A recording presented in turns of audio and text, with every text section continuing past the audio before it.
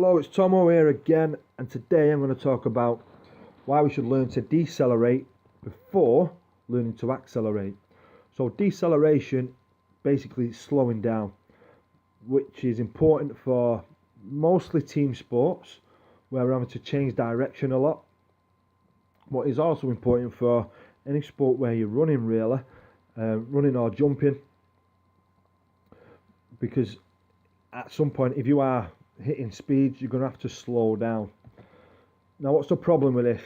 Well, everybody wants to get faster. Everyone practice the acceleration drills and the sprint drills.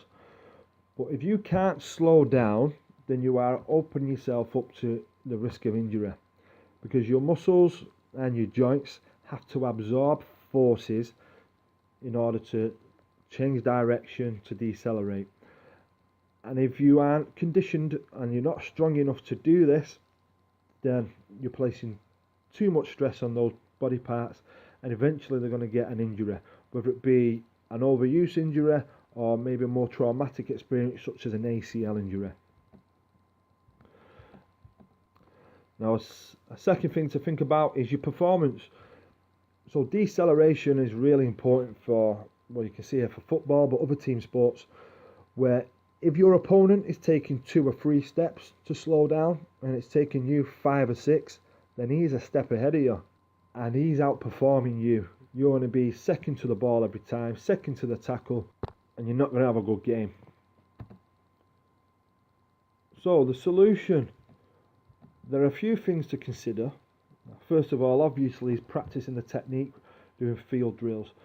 So we get the correct technique which spreads the load across the joints in the best possible way to reduce injury, but it makes our movements optimal for performance, so we can slow down and accelerate as quickly as we need to.